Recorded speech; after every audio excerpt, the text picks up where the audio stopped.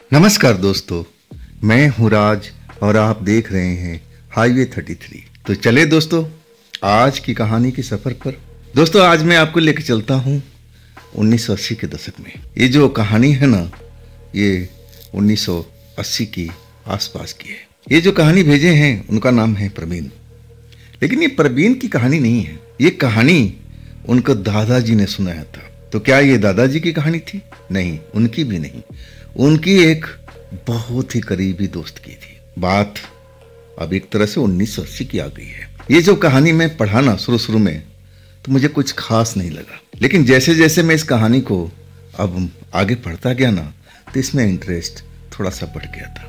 तो चलिए, मैं काफ़ी दिनों से सोच रहा था कि इस कहानी को डालूं, तो आज मुझे मौका मिल ही गया।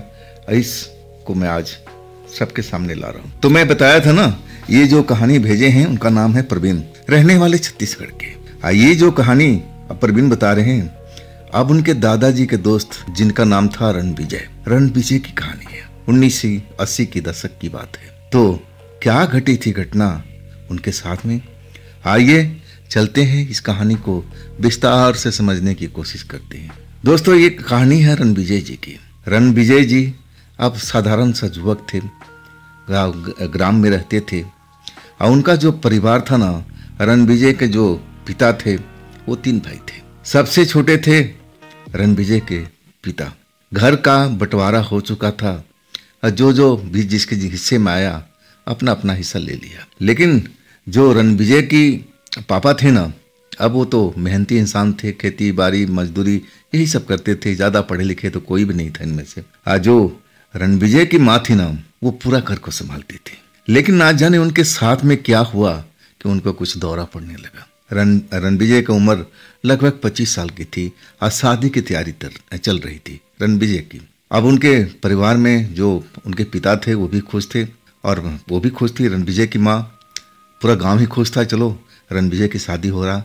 और रणविजय थे ना, बहुत ही मेहनती ईमानदार लड़का थे और शरीर भी हष्ट पुष्ट पहलवानों की तरह थे, चेहरा चमकता हुआ, हाइट भी अच्छी खासी थी। तो एक तरह वो भीड़ में भी अलग नजर आते थे। अब पूरा जो छोटा सा गांव था खुश था कि चलो रणविजय की अब बात हो गई है शादी की, सब कुछ हो रहा है, कोई दिक्कत नहीं, कोई परेशानी नहीं। लेकिन गरीब परिवार से थे, अब जो था उसी में उनका परिवार गुजारा चलता था। अचानक उनका माँ का दौरा पड़ने लगा।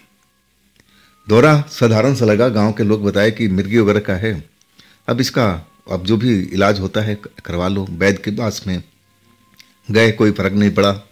तब लोगों ने कहा कि डॉक्टर के पास ले जाओ, वहाँ भी गए, वो वहाँ भी सही नहीं हुआ। उन्होंने बताया कि नहीं, मिर्गी का दौरा नहीं है, कुछ और है। अब कई लोगों का कहना था कि अब रणविजय की माँ के ऊपर में किसी ने भूत भेज दिया है, कोई चुड़ैल आकर के अब उनके अंदर समा गई है, उनके सर पर बैठ गई है। कई लोगों का कई तरह का बात करना था।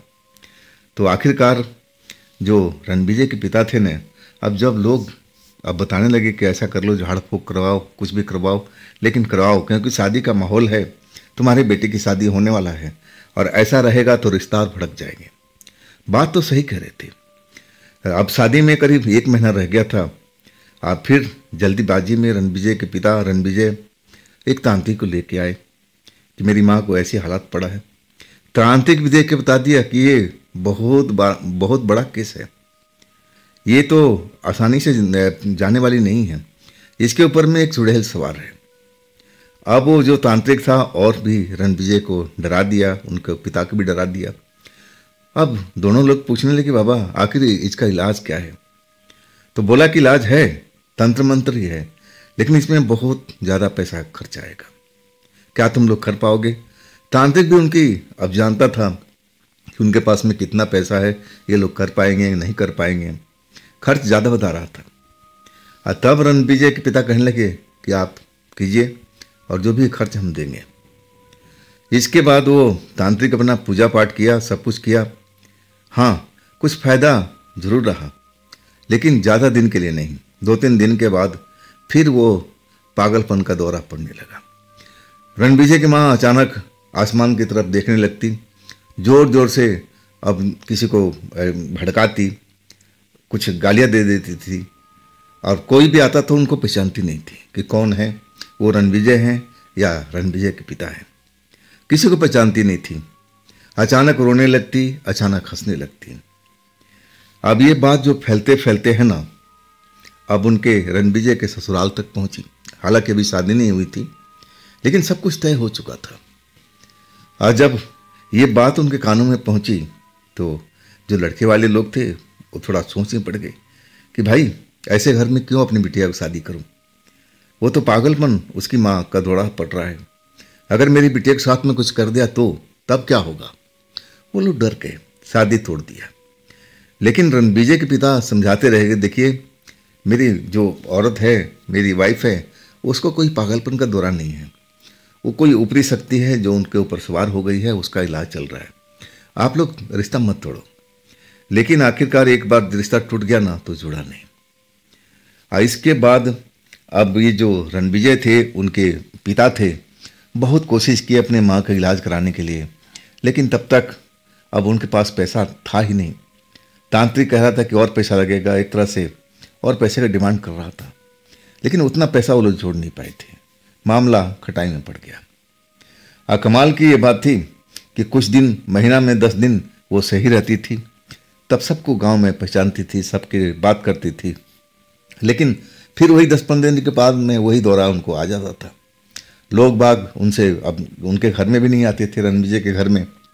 अब डर था कि कहीं उनकी माँ कुछ उल्टा सीधा ना बोल दे, किसी का गला ना पकड़ ले। गांव वाले सब डर जाते थे। अब ले दे के जो रिश्ता था अब टूट चुका था, और उसके बाद से कोई भी रिश्ता उनके पास नहीं आया। इस बात को लगभग 4 साल और बीत चुका था। मतलब एक तरह से कहा जाए ना, रंजीत की शादी की उम्र निकल चुकी थी, 30 साल के आसपास हो चुके थे। अब उन्होंने भी अब जान चुके थे मन ही मन कि अब इस जन्म में तो मेरी शादी होगी नहीं। जो अब रिश्ता टूट गया है, अब उसके चक्कर में कोई नए रिश्तेदार भी नहीं आ रहे थे। सबको अब जो भी आता तो मालूम पड़ जाता कि रणविजय की माँ के दौरा पड़ता है, वो हमारी बेटी के साथ में कुछ भी कर सकती है। लोग बाग डर जाते थे। आखिरकार रंजीत का ब्याह तो हुआ नहीं। रंजीत मेहनती थे और उन्होंने मान लिया कि नहीं, अब मेरा शादी नहीं होगा, मुझे इस चक्कर में पड़ना भी नहीं चाहिए। अब जैसे भी हो अपना परिवार संभालना चाहिए, अपने माँ बाप को सेवा करना चाहिए, इसी में मेरा धर्म कर्म चल जाएगा, बाकी बात की बाद में देखा जाएगा। अब अपने काम में लग गए थे। अब जो भी खेती, थोड़ा बहुत खेती था उनमें वो मेहनत करते, लेकिन उतना उपज नहीं हो पाता था। तो दोपहर के बाद वो जंगल जाया करते थे। जंगल से लकड़ियाँ, शहद वगैरह सब निकाल के लाते थे। लकड़ियाँ तो जलावन के काम में घर में आ जाती थी, और शहद इकट्ठा करते थे ना तो उसको अब बाजार में जाके बेच देते थे। उससे कुछ पैसे की आमदनी हो जाती थी, एक्स्ट्रा पैसा। आप कुछ मेहनत मजदूरी भी करते थे, जब उनको मिलता था मेहनत मजदूरी करने का मौका तो वो भी करके कुछ पैसा ज़रूर कमा लेते थे। घर बार उनका ऐसे चल रहा था। आखिरकार एक ठेकेदार का काम मिला उनको। ठेकेदार गांव में आया था, कुछ मजदूरों को डिमांड कर रहा था और इसमें शामिल भी हो गए। रणविजय गए, हट्टा कट्टा दे सर, सबसे अलग ही वो उनकी हाइट थी और दूर से वो नज़र आ जाते थे। ठेकेदार अब कुछ मजदूरों को हायर किया कि भाई जंगल में हमारा काम चल रहा है, और उस टाइम बिजली के तार खींची जा रही थी जंगल के बीचों बीच से, तो उसी का खंभा वगैरह लगाने का काम था। उसमें मेहनत करना था, खुदाई करना था, जो भी काम करना था लेबरगिरी का सब कुछ ठेकेदार बता रहा था। लेकिन जब रणविजय को देखा ना तो उसके मन में कुछ अलग विचार आ गए, और रणविजय को उन्होंने अकेले में ठेकेदार बुलाया कि देखो तुम थोड़ा लंबाई, हाइट तुम्हारा अच्छा है, अब पहलवान टाइप भी दिखते हो, तो तुम लेबर विधि का काम मत करो, अब हमारा ही काम है, उसमें काम करो कि तुम नाइट का चौकीदार बन जाओ। हमारा जो कैंप लगा हुआ है, जहाँ पर कुछ सामान जो भी बिजली का है रखा हुआ है, उसकी देखरेख करो, क्योंकि शाम होने के बाद हमारा काम तो बंद हो जाता है, और फिर सामान, इतने भारी भारी सामान लेकर के हम थोड़ी अब कहीं जा सकते हैं, तो सामान तो वहीं पड़ा रहेगा और तुम उसकी देखभाल करना, इतना तो कर ही सकते हो। और पैसा भी अब अच्छा दे रहे थे ठेकेदार।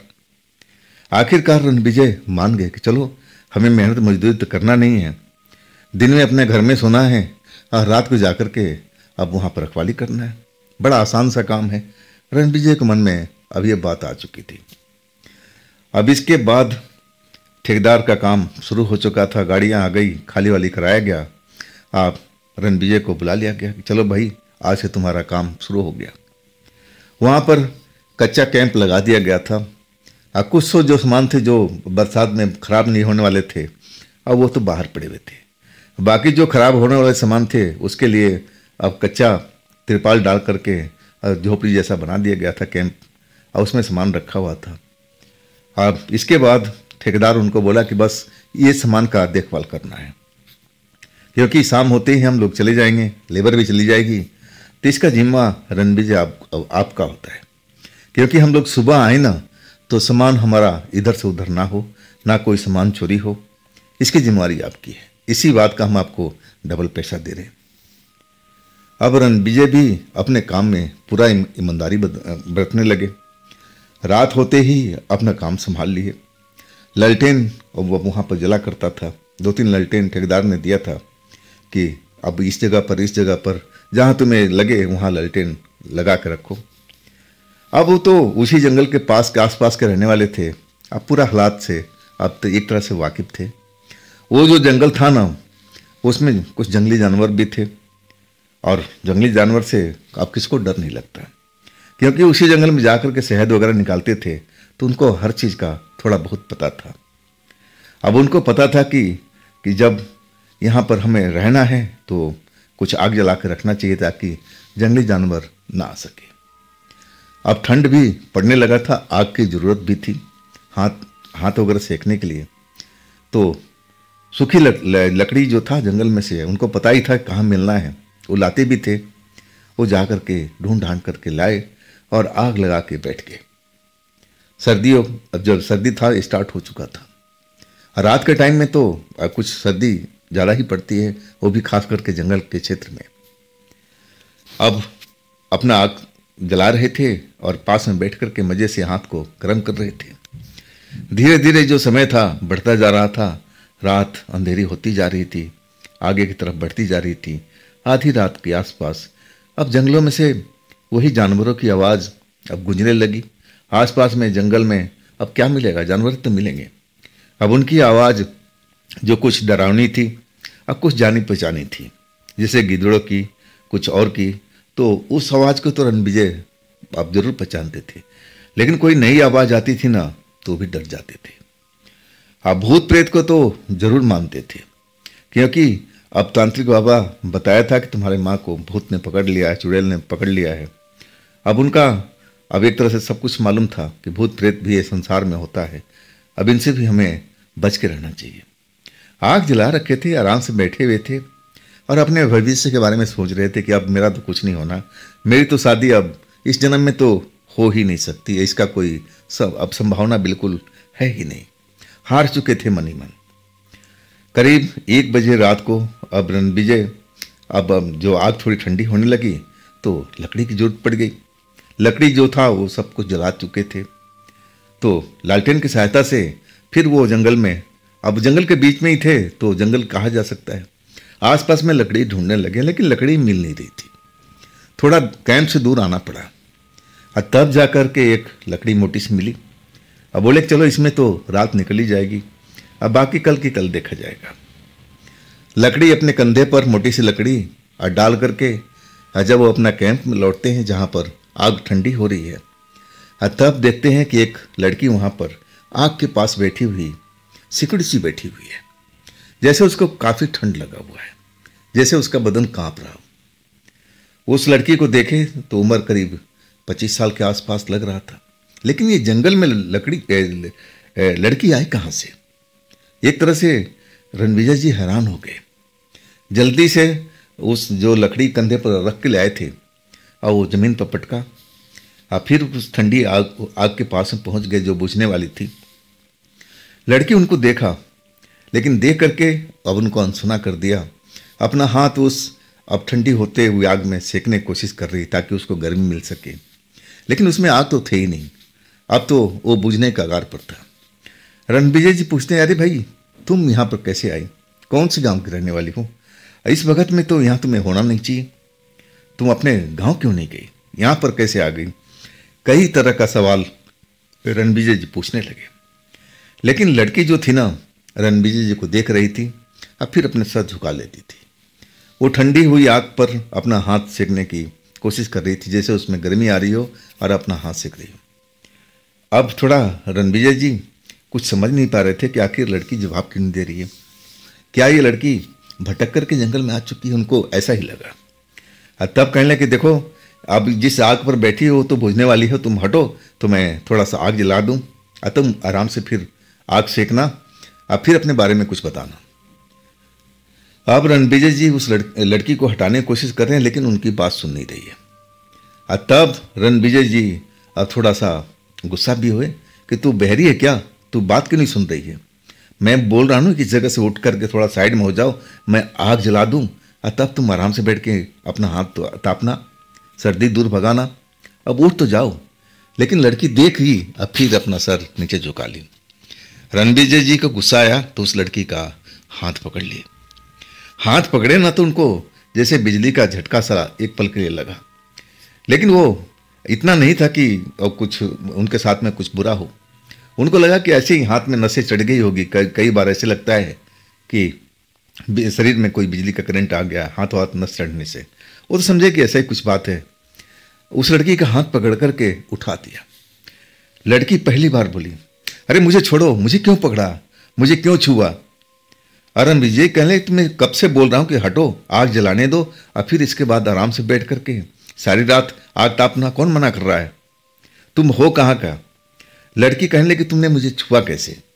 तुमने मुझे हाथ कैसे लगाया? अब रणविजय जी थोड़ा सा घबरा गए। भाई लड़की जात है, कहीं अब ज़्यादा बखेड़ा ना खड़ा हो जाए। समझाने लगे, कह रही नहीं, मैं गुस्से से नहीं, अब मैं गलत नियत से तुम्हें हाथ नहीं लगाया। हाथ लिए इसलिए लगाया कि तुम उठ नहीं रही थी। अब देखो तुम हट जाओ थोड़ा सा ताकि मैं आग लगा लूँ। मैं तुम्हारे फायदे के लिए बोल रहा हूँ, अपने फायदे के लिए। सर्दी मुझे भी लग रही है, तुम्हें भी सर्दी लग रही है।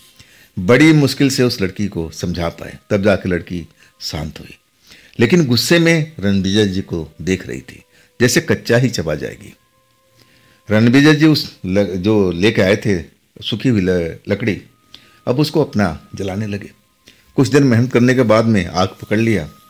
तब वो कहने लगे लड़की से कि अब आ जाओ ना, बैठो आप यहाँ पर आराम से, अब गर्मी में अपना हाथ सेको। लड़की आ गई, हाथ सेकने लगी। अब उसका गुस्सा थोड़ा ठंडा हो चुका था। तब रणविजय पूछे कि आप कहाँ के रहने वाली हो, कौन से गांव के? आसपास में तो बहुत सारे गांव थे उस जंगल के आसपास में। तो लड़की कहने लगी कि अब तुम्हें क्या मतलब है, मैं कौन से गांव से हूँ, क्या चाहते हो तुम? अब रणविजय फिर घबरा गए कि लड़की कैसी बोल रही है, कौन सी भाषा का इस्तेमाल कर रही है। मैं तो बड़ा प्रेम से उससे पूछ रहा हूँ, लेकिन ये लड़ने पर आ जाती है। तब कहने लगे मैं तुमसे कुछ बोलूँगा नहीं, अब मैं बिल्कुल अब खामोश हूँ। रणविजय जी डर करके चुपचाप अपना आग सेकते रहे। दूसरी साइड में लड़की बैठी हुई, वो भी अपना आग सेक रही थी। हाँ, उसकी नज़रें रणबीर जी की चेहरे की तरफ जमी हुई थी। लेकिन रणबीर जी जब भी उस लड़की की तरफ देखते ना, तो उनका नज़र ऐसे कुछ घबराहट से होने लगती थी। ना जाने ऐसा क्यों होता था, अब उस टाइम तो कुछ पता नहीं था। आखिरकार आधी रात बीत चुकी थी। रात के 1 से अब 2 का बीच का मामला आ गया। लड़की अचानक अब उठ के खड़ी हो गई और सीधा रणविजय जी के पास में आई और कहने लगी, मुझे प्यास लगा हुआ है, मुझे पानी दे दे, मुझे जोर की प्यास लगी, मुझे पानी पिला दे। अब रणविजय जी उस लड़की का बर्ताव को समझ चुके थे। अपनी भलाई समझे कि चलो इसको पानी दे देते हैं और तभी ये शांत होगी, नहीं तो कुछ अलूल जलूल जरूर बोलने लगेगी। डर के मारे मटका जो रखा हुआ था भरा हुआ, और उसमें से लोटे से पानी निकाल के ले आए, लड़की को पकड़ा दिए। लड़की देखते ही देखते पूरा लोटा पानी पी गई और फिर मुस्कुरा के देखने लगी। अब रणविजय जी सवाल करते हैं कि अब क्या चाहिए? कह रहे हैं कि कुछ खाने को नहीं तेरे पास में, ऐसे ही शब्द का प्रयोग करती थी। जबकि रंजीत जी उससे काफ़ी बड़े थे, इज्जत देना चाहिए था दोनों को आपस में। रंजीत जी तो अब दे रहे थे, लेकिन लड़की उनको रेते की भाषा में अब बात कर रही थी। लेकिन रंजीत जी समझ गए कि शायद इसका भाषा यही है, अब ज़्यादा दुखी होने की बात नहीं है। तब वो कहने लगे, नहीं, मेरे पास में कोई भोजन की व्यवस्था नहीं है। फिर अब देख लिए कि लड़की नॉर्मल है, शांत है, अब ज़्यादा कुछ उछल कूद नहीं रही है, तो पूछने लगे कि तुम कौन सी गांव के हो और इस जंगल में क्या तुम भटक के आ गई हो या फिर कुछ और बात है। लड़की मुस्कुरा के कहने लगी कि तुझे इससे क्या है, तुझे इससे क्या, तू तो मेरे को भोजन नहीं दे सकता, तो मैं तू अपने बारे में क्यों बताऊं। लड़की डांट दिया और फिर रणविजय जी शांत बैठ गए कि छोड़ो, इसके मुंह कौन लगे। लेकिन देखने में लड़की बहुत ही खूबसूरत थी। रंजीत जी को जैसे मन को भा गई थी, लेकिन उम्र में 5 साल के आसपास कम थी। रंजीत जी का उम्र करीब 30 साल था और लड़की का 25 साल के आसपास था। अब एक तरह से रंजीत जी समझ रहे थे कि मैं इससे सीनियर हूँ और ऐसी नज़र से मुझे देखना नहीं चाहिए। अगर मेरी बराबरी की होती तो कोई बात अलग था, लेकिन ये मुझसे छोटी लग रही है, 5 साल के आसपास, नहीं, मुझे इस नज़र से कभी देखना नहीं चाहिए। लेकिन लड़की जो थी ना, बार बार रंजीत की तरह देख रही थी। आखिरकार थोड़ी देर बैठने के बाद लड़की कहने लगी, तू तो मुझे भोजन नहीं दिया, मुझे अपना भोजन का खुद ही तलाश करना पड़ेगा। रंजीत जी कुछ बोल पाते उससे लड़की पहले ही उठ गई और अंधेरे में जंगल के साइड में चल दी। और फिर उसके बाद लड़की लौट के नहीं आई। अब अपना ड्यूटी कर रहे थे सुबह तक, जब उनकी टीम आ गई, सुपरवाइजर आ गया, ठेकेदार आ गया, तब उस घटना को किसी से बताए नहीं, बताने लायक था भी नहीं। लोग बाग अब सुनते तो अब कुछ गलत मतलब निकालते, हो सकता है ठेकेदार डांट भी दे, नौकरी से भी हटा दे। मामला लड़की का था तो मन में सब कुछ लगा के बैठ गए, चले गए अपना घर। अब घर में जाकर के अब माँ तो खाना बनाती नहीं थी, कभी दौरा पड़ जाता था, दौरे का टाइम हो चुका था, तो सारा मेहनत खुद ही करना पड़ता था। माँ के लिए रोटी, पिता के लिए रोटी, अपने लिए सब कुछ बना कर खाना वाना खा करके माँ को अब थोड़ा बहुत खिलाए ज़बरदस्ती। इसके बाद वो रात भर जगे थे तो सो गए आराम से। जब सोए ना तो सपने में भी लड़की उनको नजर आ रही थी और उसी भाषा में तू तड़ाक में करके बात कर रही थी और बार बार खाने का जिक्र कर रही थी कि तूने मुझे भूखा रख दिया, तूने मुझे खाना नहीं खिलाया, तू अच्छा इंसान नहीं है, अगर अच्छा इंसान होता तो मेरे लिए खाना का प्रबंध करता, आज तू आएगा ना तो खाना लेके आना। जैसे सपने में उसको लड़की एकदम उसी के घर में आई हुई है और सब कुछ उनके सामने में चल रहा है। नींद खुल गई तो सपना सपना था, जो समझ गई सपना है, लेकिन ना जाने क्यों सोचने लगे कि लड़की आखिर जंगल में से आई थी, ना जाने कहाँ से आई, कहाँ चली गई, भूखी थी, क्या आसपास में कोई अब झोपड़ी वगैरह है कुछ। अब जंगल के अंदर में अब झोपड़ी तो होने का मतलब नहीं था, लेकिन सोचने लगे कहीं आसपास की होगी, चली आएगी भूखी प्यासी। ऐसा करते हैं कि आज रोटी वोटी बना के ले चलते हैं, अपने लिए भी और उसके लिए भी, अगर आएगी तो खिला देंगे, नहीं तो बात खत्म। शाम के टाइम अब रोटी बनाए डबल, अपने लिए भी और एक और खाना बना रेडी कर लिया लड़की के लिए भी, और सबको पैक करके अपना काम पर चल पड़े। वहाँ पहुँचे तो जो टीम थी अब जाने को तैयार थी। जैसे रणविजय जी वहाँ पहुँचे, टीम बिल्कुल अब तैयार थी कि भाई अब चलते हैं। शाम हो चुकी थी, शाम के बाद में जंगल में अब कौन रुकता है भला। ठेकेदार भी सब कुछ काम समझा दिया कि देखो रणविजय, यहाँ से यहाँ तक थोड़ा राउंड मारते रहना, अब कुछ सामान बिखरा हुआ है, कोई चोरो चक्का आकर के लोहे का सामान है भारी भारी, कोई उठा ना ले जाए। रणविजय जी काम को समझ गए थे और कहने लगे ठेकेदार से कि ठीक है, मैं तो रात भर जागता हूँ तो मैं तो देखूंगा ही, ये मेरी जिम्मेवारी है, आपने जो दिया है। और ठेकेदार भी चला गया आराम से। अब अपना जो जगह थी वहाँ बैठ कर रखवाली करने लगे। लालटेन जल चुकी थी, लकड़ी का प्रबंध उन्होंने कर लिया था, आग भी जला दिया, मच्छर भी हो रहे थे। और इसके बाद जल्दी ही जो आवाज़ आधी रात को आती थी जंगल में, वो आज थोड़ा जल्दी शुरू हो गई। भयानक भयानक आवाज़ें उनके कानों में पड़ने लगी। आखिर वो इंसान थे, इतनी भयानक आवाज़ सुनकर के उनको भी डर लगने लगा। तो आज समझ नहीं पा रहे थे कि आज जंगल में हो क्या रहा है। इतनी भयानक आवाज़ मैंने सुनी नहीं थी, ये आवाज़ कुछ ज़्यादा ही आज सुनाई दे रही। लेकिन आग जल रहा था और थोड़ा हिम्मती थे तो उनको डर नहीं लगा। आखिरकार खाने खाने का वक्त हुआ, 11 के आसपास वो भोजन करते थे उस टाइम में। तो अब आसपास देखने लगे कि लड़की आई तो नहीं अभी तक, चलो मैं क्यों भूखा रहूं, अपने हिस्से का वो खाना अब उन्होंने खाना शुरू कर दिया। खाना भी खत्म हो गया। अब रात आधी हो चुकी थी, 12 से ऊपर का टाइम था। और जो लड़की लिए खाना लेके आए थे उसको संभाल कर रखे थे। 12 बज गया तो फिर जानवरों की आवाज़ काफ़ी तेज हो गई और भी भयानक भयानक आवाज़ आने लगी उस जगह पर। तेज तेज हवा कभी कभी चलने लगती थी। ठंडी का टाइम जैसे तेज चलती थी तो शीतलहर का अब महसूस होता था। आग भी बुझने पर हो जाती थी। बड़ी मुश्किल से आग जला के रखे थे। लकड़ी, सूखी लकड़ी डालते जाते थे। अचानक कब उनके पीछे वही लड़की आकर के खड़ी होगी उनको पता ही नहीं चला। अब उनको सर पर हाथ रख के बोलती है, खाना है तेरे पास में? ऐसी आवाज में वो बोलती थी। अब रणविजय जी उछल गए। अचानक उनके पीछे आकर के कोई अचानक ऐसा बोले तो हड़बड़ा के उठ गए। देखते हैं वही लड़की सेम उसी ड्रेस में जो कल की रात पहनी थी। अब हैरान हो जाते हैं, लेकिन समझ जाते हैं कि आसपास के गांव की है और ये शायद आग जलता हुआ देख करके अब हमारे पास में आ गई। ये कोई बड़ी बात नहीं है। तब वो कहते हैं कि तूने अपना ना तो नाम बताया ना अपना घर का पता बताया। लड़की फिर भड़क गई, तुझे नाम में क्या इंटरेस्ट है? अब मैं अपना घर का पता क्यों बताऊं? क्या मेरे घर पर जाएगा शादी करने के लिए मुझसे? ऐसी भाषा का प्रयोग कर रही थी। अब एक तरह से रणविजय जी और डर गए। फिर जल्दी बोले, हाँ हाँ तेरे लिए खाना लेकर आया हूँ भाई, खाना लेकर आया हूँ। जल्दी से अब उस खाना का पोटली लेके आते हैं। लोटा में पानी मटके से निकाल के लाते हैं। ये ले खाना और ये भोजन। लड़की खाना देखती है तो उसकी आंखें चमकने लगती हैं। भूखी रहती है और जल्दी जल्दी भोजन करती है।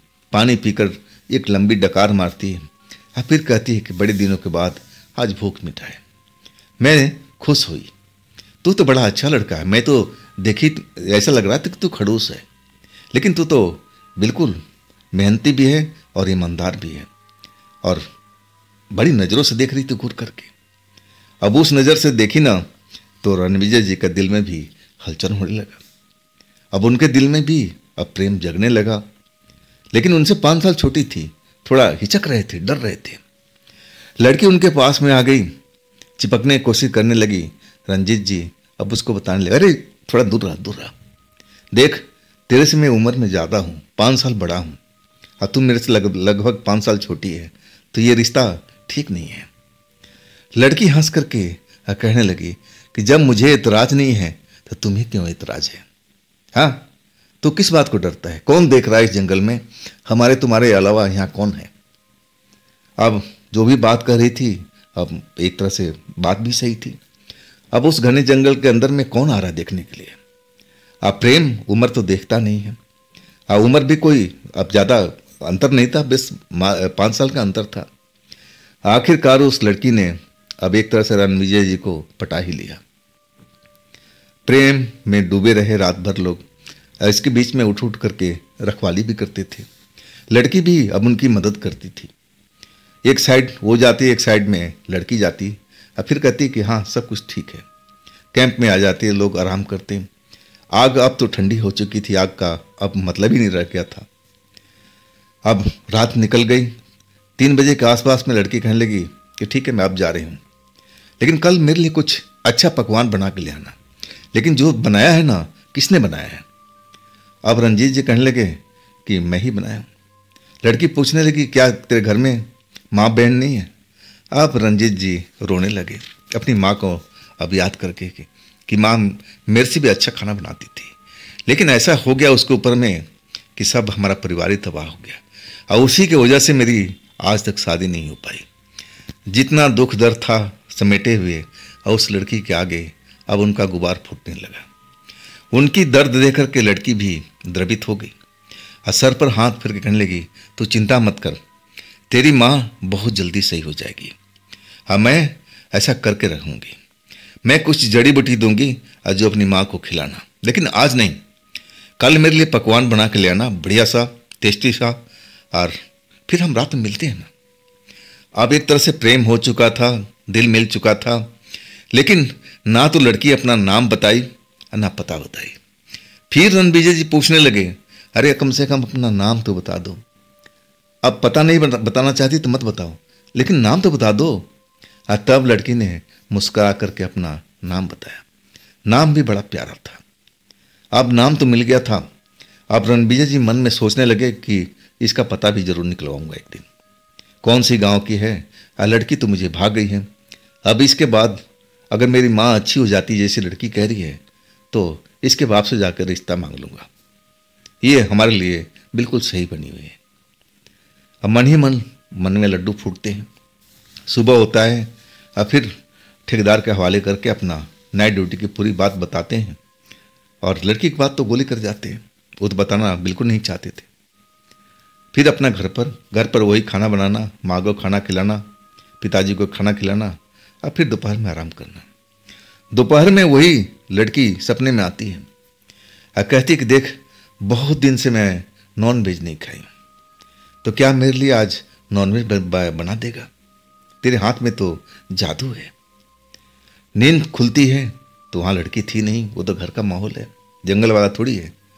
तब मन ही मन उनको भी काफ़ी दिन हो गया था, नॉनवेज खाते थे, वो पूरा परिवार ही खाता था, लेकिन पैसे की ना होने की वजह से वो बना नहीं पाते थे। लेकिन ठेकेदार उनको कुछ एडवांस दिया था तो पैसा भी पास में था। अब सोचे कि चलो आज बाजार जा कर के नॉनवेज ले आते हैं और प्रेम से बनाते हैं, मैं भी खाऊंगा, परिवार को भी दूंगा, और लड़की को भी लेके जाऊंगा, लड़की खुश हो जाएगी। अब तो एक तरह से प्यार हो गया था, दोस्ती हो गई, और लड़की मदद भी करने वाली थी, माँ के लिए कोई जड़ी बूटी देनी थी तो वो भी खुश हो जाएगी। वैसे ही करते हैं, नॉनवेज बनाते हैं और अपने माता पिता को खिलाते हैं। इसके बाद नाइट का खाना खुद ही पैक कर लेते हैं और चल देते हैं जंगल में। जब आधी रात होता है आग जला देते हैं, लालटेन सब जला हुआ है, आसपास में रोशनी फैला हुआ, लेकिन ठंडी का टाइम है, सर्द हवा चल रही है। जंगल में फिर आवाज़ें तेज हो जाती है, भयानक भयानक आवाज़ें आनी शुरू हो जाती है।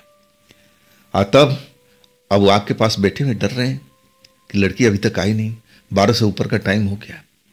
अचानक जंगल के साइड से लड़की आती हुई दिखाई दी, जैसे उसको किसी बात का डर नहीं है, और वो भी तेज तेज चलती हुई अब रणविजय के पास पहुंचती है। आज तो बहुत ठंड है, आज तो बहुत ठंड है। रणविजय कहते हैं हाँ, तू कोई चादर वादर क्यों नहीं ओढ़ लेती हो? क्या तुम्हारे पास में कोई स्वेटर, कोई शॉल वगैरह नहीं है? अब इतने पतले कपड़े में आज सर्दी के टाइम में तो घूमती रहती हो। नाम लेकर के प्रेम से लड़की मुस्कुराए कहने लगी कि अगर तू चादर देगा तो मैं ओढ़ लूंगी, लाएगा तो सही, तभी तो, मेरे पास तो है नहीं। तब रणविजय कहने लगे ठीक है, कल मैं कोशिश करूंगा, बाजार जाऊंगा और तेरे लिए कुछ गर्म कपड़ा लाऊंगा। और लड़की कहती खाना लाया? बोले हाँ, क्या लाया? तो बताते हैं कि आज नॉनवेज बनाया था, तुम मेरे सपने में आई थी और बोली थी तो मैं अब वो ही बनाया। लड़की मुस्कुरा गई और कहने लगी अरे तू मेरा सब कहना मान रहा है। वाकई में लड़की खुश हो गई और नॉनवेज दोनों मिल करके बैठ करके अब एक साथ में खाना खाए। प्रेम हो ही चुका था सब कुछ। रात अब आधी रात हो ही रही थी। इसके बाद लालटेन तो जलती रही बाहर में, वो आग थी, अब वो आग का कोई मतलब था ही नहीं। दोनों लोग अपने कैंप में आराम कर रहे थे, प्रेम कर रहे थे। सुबह में वही 3 बजे के आसपास लड़की चली गई। अब इतना प्रेम हो चुका था कि अगले दिन वो बाजार पहुंचते हैं, लड़की के लिए कुछ गर्म कपड़े खरीदते हैं, घर में छिपा कर रखते हैं कि माँ बाप कोई ना देखे। लेकिन अभी तक लड़की जो थी ना, जड़ी बूटी नहीं लाई थी। आज की बोल के गई थी कि आज मैं जड़ी बूटी लेके आऊँगी। ये भी खुश थे कि चलो शायद जड़ी बूटी काम करे, अब मेरी माँ सही हो जाए। रात को पहुँचते हैं, अब खाना भी उसको खिलाते हैं जो भी बनाते हैं घर में, और गर्म कपड़ा अब उसको दे देते हैं, ये तुम्हारे लिए। अब वो रंगीन कपड़े देख करके लड़की बहुत खुश जाती है, झट से पहनती है और एक तरह से नाचने लगती है कि तू मेरा कितना कदर करता है। और तब मजाक मजाक में ही अब एक तरह से रणविजय कहते हैं कि क्यों ना तुम मेरे से शादी कर लेती है। लड़की अब एक तरह से गुस्सा हो जाती है, कहती नहीं ऐसा नहीं होगा, तो सब कुछ बात कर ले लेकिन शादी का बोलना मत अभी। अब एक तरह से रणविजय जी सहम जाते हैं कि इस लड़की को मैंने नाराज़ कर दिया। तब वो विषय बदलते हैं कि तूने तो कही थी ना कि जड़ी बूटी मेरे माँ के लिए लाएगी। तब बोलती हाँ मैं तो भूल गई। फिर अपने अंटे में से वो कुछ जड़ी बूटी देती है, कहती है कि इसको उबाल करके और अपनी माँ को अब एक विधि बताती है कि ऐसा ही अब उसको सुबह शाम पिलाना। देखना 3 दिन के अंदर ही तुम्हारी माँ का बीमारी दूर हो जाएगी। जो भी अब उस पर साया है या जो भी अब दिक्कत है वो सब कुछ परेशानी खत्म हो जाएगा।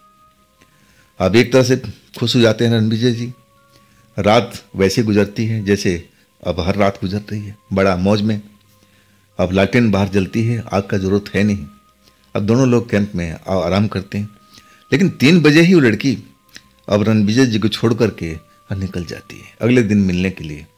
और रोज कहती है कि कुछ नया चीज़ बना के लाया कर। अब जो भी पैसा था वो ठेकेदार ने दिया था वो खर्च हो गया था। गर्म कपड़े वगैरह सब कुछ ला दिए और भी पैसा ख़त्म हो गया। अब वो कहने लगे रणविजय कि अब तो मेरे पास पैसा नहीं है, अब तो महीना लगेगा, ठेकेदार पैसा देगा और तभी बात बन पाएगी। अभी तो जो हमारे घर में रुकी सुखी है वही मिलेगी।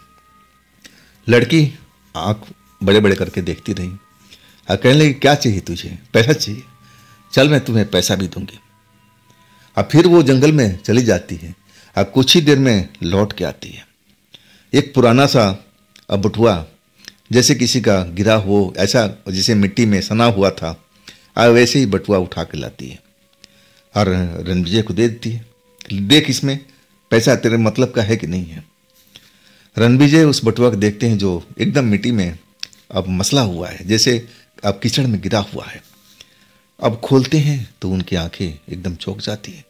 उसमें तो बहुत सारे नोट भरे हुए, इतने सारे नोट कभी एक साथ उन्होंने देखा नहीं था। एकदम चौंक गए।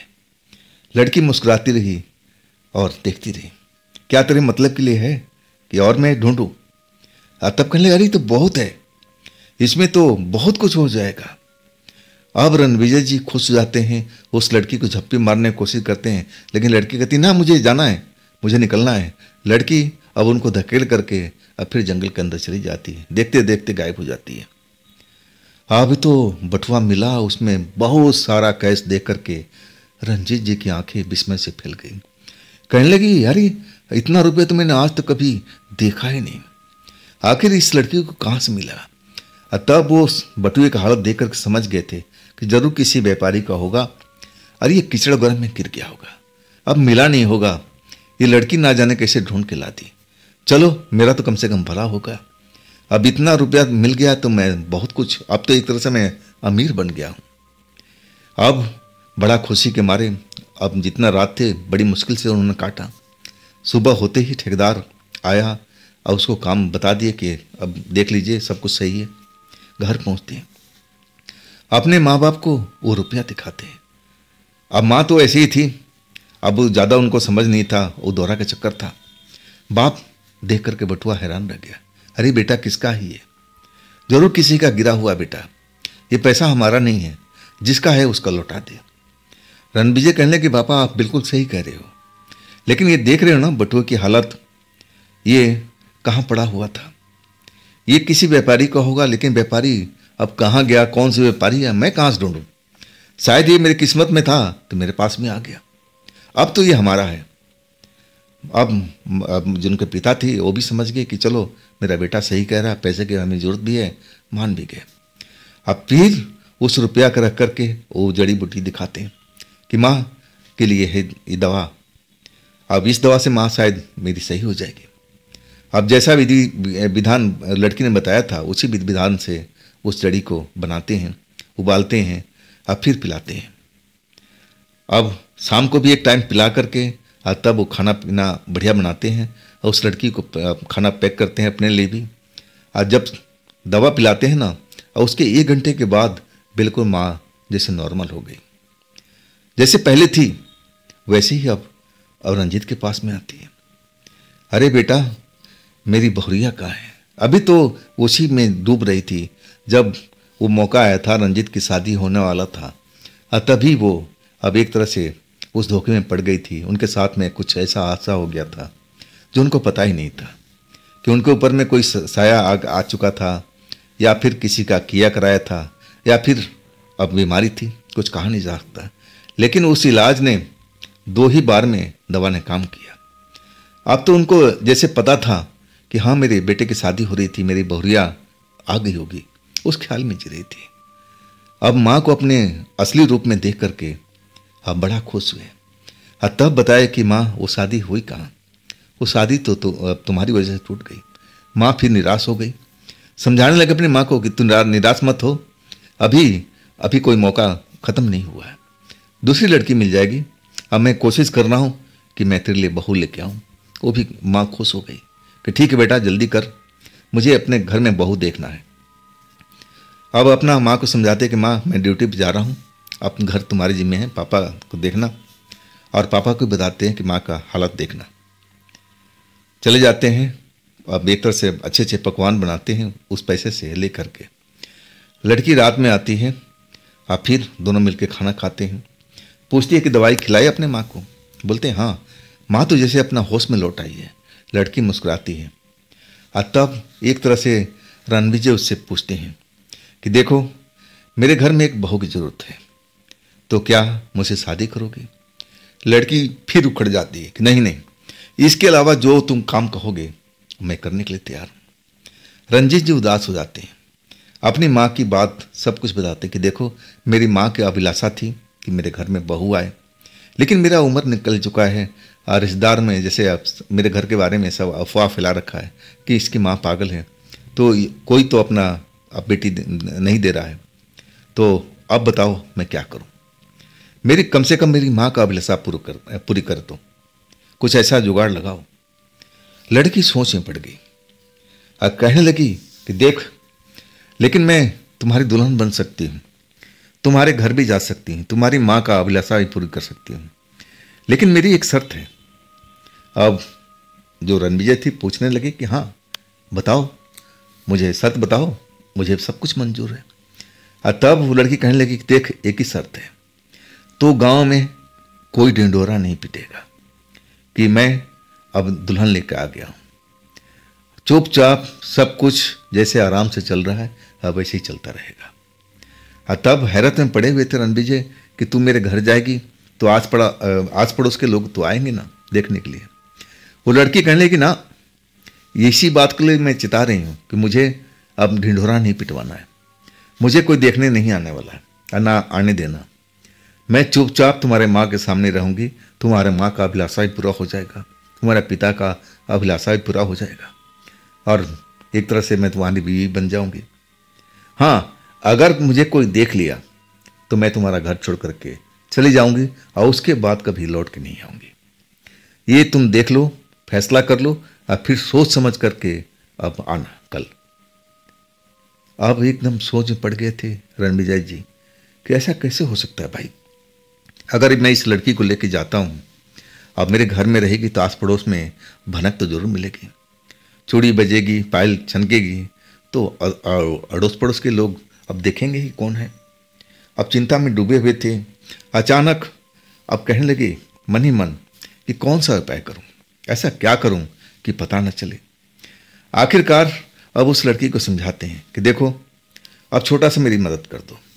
लड़की कहने लगी क्या? अब देखो, तुमने जो पैसे दिया है उसमें अब थोड़ा कम पड़ेगा। अब मैं चाहता हूं कि अपने घर का बड़ी बाउंड्री करा दूं, हर तरफ से किलाबंदी करा दूं, ताकि हमारे घर में बाहर से कोई देख ना पाए। घर को मैं महल की तरह अब बना दूं कि जब मैं चाहूं तभी हमारे घर में कोई आ सके, ऐसे कोई डायरेक्ट हमारे घर में घुस ना सके।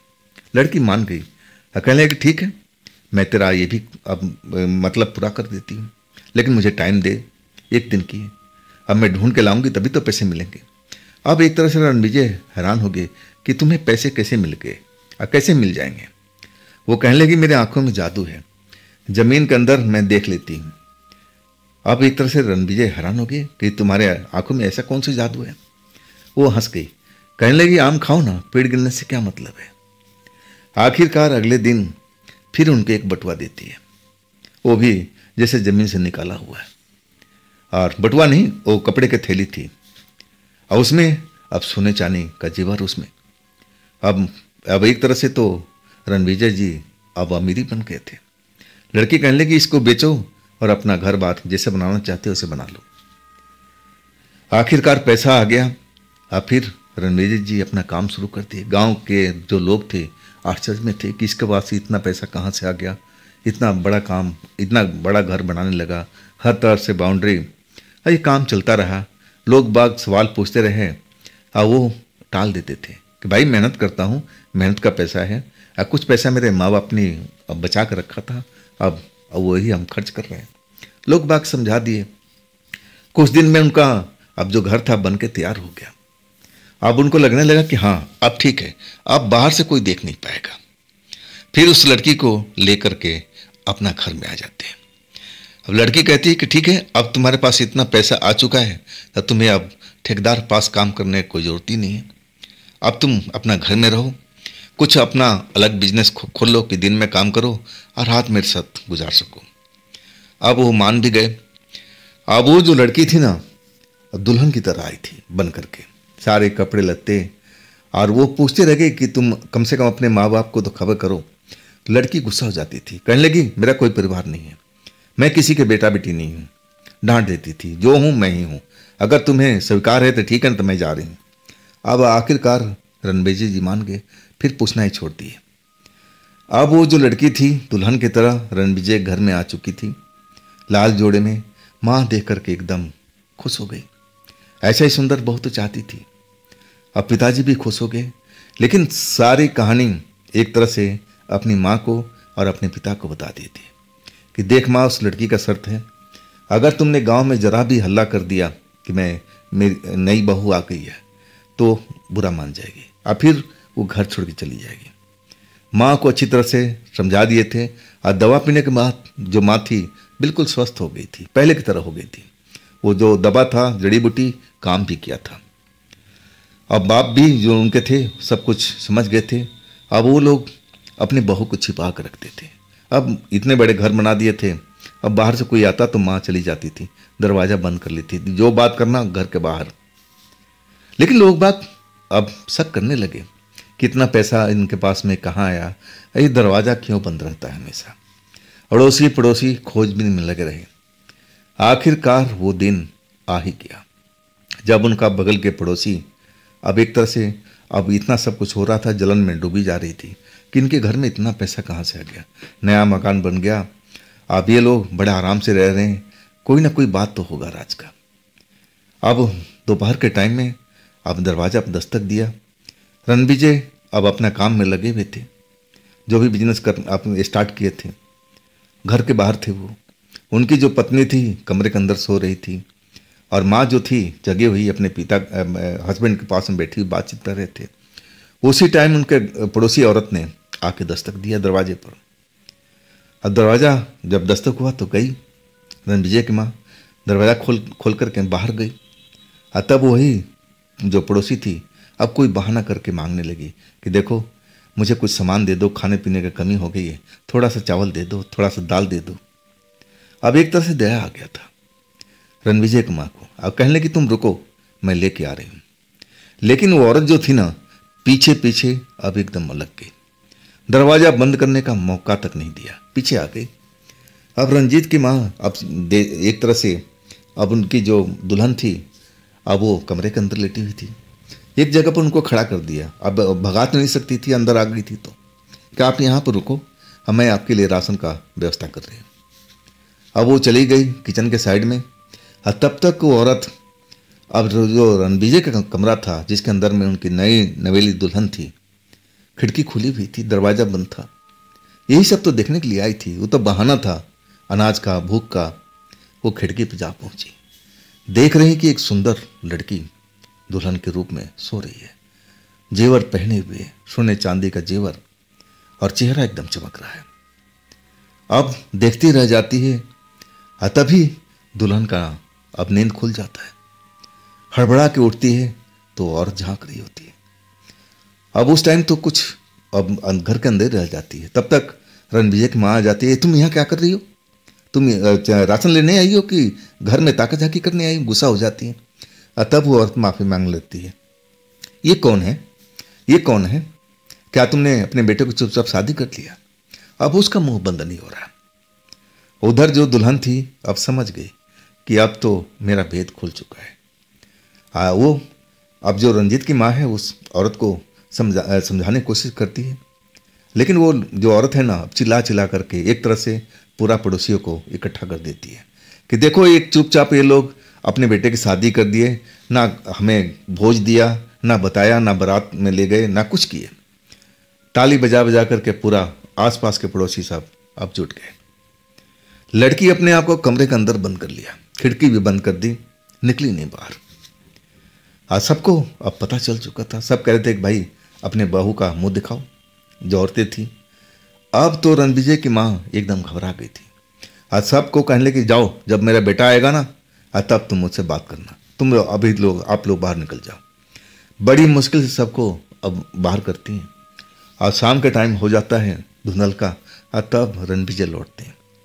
घर में आते ही माहौल कुछ अलग बदला हुआ है। माँ उदास बैठी हुई है, पिता उदास बैठे हैं। अब कमरे में जाते हैं तो दरवाज़ा बंद है, खिड़की बंद है। आखिर हुआ क्या घर में? दरवाज़ा खोलते हैं तो दरवाज़ा खुल नहीं रहा है। दरवाज़ा पीटते हैं बहुत देर तक, तब लड़की की आवाज़ आती है, कौन है बाहर? तब बताते हैं कि मैं हूँ रणविजय। दरवाज़ा खुलता है, लड़की उनसे लिपट जाती है, रोने लगती है। दरवाज़ा अभी मतलब शाम का टाइम धुंधल का हो चुका है, रात होने वाली है। जब लड़की रोने लगती है तब रणविजय पूछते हैं कि रो क्यों रही हो, बात क्या है? लड़की रोते रोते कहती है कि देखो रणविजय, तुमसे मैं कही थी ना कि अगर तुम मुझे अपने घर लेके जा रहे हो ना तो मुझे समाज से, लोगों से बचा कर रखना। अब देखो तुम्हारी माँ ने मेरे साथ क्या किया है, पूरा मोहल्ले का इकट्ठा कर दिया। अब तो हर कोई जान गया है कि मैं इस घर में नई दुल्हन बन के आई हूँ। मैंने तुमसे ये शर्त रखी थी ना। अब जो रणविजय थे उनका होश उड़ गया, डर गए, कांपने लगे। अब क्या होगा, अब क्या होगा? अब माँ को डांटते हैं तो लड़की कहती है छोड़ो ना, माँ क्यों डांट रहे हो, स्वाभाविक बात है, कब तक मैं छुप के रहूँगी। लेकिन अब वक्त आ चुका है, जितना तुम्हारे घर में मुझे रहना था मैं रह ली। अब मैं तुम्हें अलविदा कर रही हूँ। अब मैं इस घर से निकल रही हूँ सदा के लिए। आज तुम मुझे अब ढूंढना भी मत, ना मैं तुमको अब मिलूंगी। अब रात होने का इंतजार करती है। इधर जो रणविजय थे अब उसको मनाने की कोशिश करते हैं कि देखो मेरी माँ से गलती हो गया, अनजाने में हो गया, माफ़ कर दो, माफ़ कर दो। लड़की टस से मस नहीं होती। जब आधी रात हो जाती है तो फिर अपने पति से यानी रणविजय के गले मिलती है। आंखों में आंसू बहता रहता है। अब फिर अचानक दरवाज़ा खुलती है और तब रणविजय उसके पीछे भागते हैं, लेकिन वो भाग नहीं पाते। जहाँ थे जैसे पत्थर की तरह जम जाते हैं। माँ पिता कमरे में सो रहे हैं, उनको पता भी नहीं कि क्या हो रहा है। वो दरवाज़ा बाहर के खोलती है और फिर निकल जाती है। जब कुछ देर हो जाता है तब रणविजय का जादू टूटता है। तब वो अब एक जगह से दूसरी जगह पर जा पाते हैं, दौड़ते हैं। तब तक तो देर हो चुकी है। लड़की कहीं नज़र नहीं आती। दूर तक दौड़ते हुए अपने पास के जंगल तक पहुंचते हैं, लेकिन कहीं भी ढूंढते हैं वो लड़की नहीं मिलती है। आखिरकार थक हार करके सुबह के टाइम घर लौटते हैं। पूरा माँ को बताते हैं कि माँ तेरी वजह से ये सब हो गया। माँ भी रोने लगती है कि बेटा ये सब अनजाने में हो गया। आखिरकार वो अपनी माँ का मजबूरी समझते हैं और बिल्कुल अब एक तरह से रात भर जगे हुए थे, खाट पर गिरते हैं और सो जाते हैं। वही लड़की फिर सपने में आती है और कहती है कि रणविजय मैं तुमसे बोल रही थी ना कि जैसा मेरा रिश्ता चल रहा है वैसे चलता रहे, हम लोग जंगल में मिलते रहेंगे, लेकिन तुमने तो जिद कर लिया था। अगर तुम आज जिद नहीं करते ना तो हम लोग सालों साल में तुम भी खुश रहते, मैं भी खुश रहती। अब देखो ना तुम्हारी गलती की वजह से अब हमारा अब एक तरह से संबंध टूट गया है। अब मैं तुमसे कभी मिलने वाली नहीं, ना तुम जंगल में आने की कोशिश करना। ये जंगल बहुत ही भयानक है, यहाँ हर रात कुछ ना कुछ होता है। अगर तुम भटक करके आ गए, अब मैं तुम मिलूंगी नहीं, लेकिन कुछ और मिल गया ना तो तुम्हारी जान का खतरा हो जाएगा। तो आज के बाद में ऐसा गलती कभी मत करना। लड़की चेतावनी देती है और फिर उनका नींद खुल जाता है, रोने लगते हैं। लेकिन अब कर क्या सकते हैं, लड़की ने अब एक तरह से उनको गरीबी से अमीर बना दिया था, अपना छोटा सा बिजनेस शुरू कर रहे थे। हाँ, इसके बाद में माँ ने बहुत जोर दिया कि बेटा शादी कर ले, लेकिन उन्होंने शादी नहीं किया। आखिरकार 2 साल 3 साल जब और बीत गया तब अब सारे रिश्तेदार उनके पास पैसा आ चुका था, सब जोर डालने लगे, एक से एक लड़की दिखाने लगे कि तुम इससे कर लो, इससे कर लो। आखिरकार रिश्तेदार के दबाव में आकर के शादी की है। अब सही में जो लड़की थी ना वो भी बहुत सुंदर थी और तब जाकर उनका परिवार बसा था। तो दोस्तों ये थी आज की कहानी। ये कहानी जो भेजे थे उनका नाम है प्रवीण और ये कहानी है छत्तीसगढ़ की 80 की दशक की। तो ये कहानी आपको कैसी लगी कमेंट में ज़रूर बताइएगा। हाँ दोस्तों, अगर आपके पास भी ऐसी कोई घटना कोई कहानी है तो आप मुझे इंस्टाग्राम पर या मेरे व्हाट्सएप नंबर पर आप शेयर कर सकते हैं। दोस्तों ये भी चैनल आप ही का है, इसको भी अपना प्यार दीजिए, लाइक कीजिए। अगर आपने सब्सक्राइब नहीं किया है तो जल्दी से कर लीजिए और अपने दोस्तों को शेयर ज़रूर कीजिएगा। अब फिर हम कल मिलते हैं इसी चैनल पर इसी टाइम में। आप लोग अपना ख्याल रखिएगा। नमस्कार।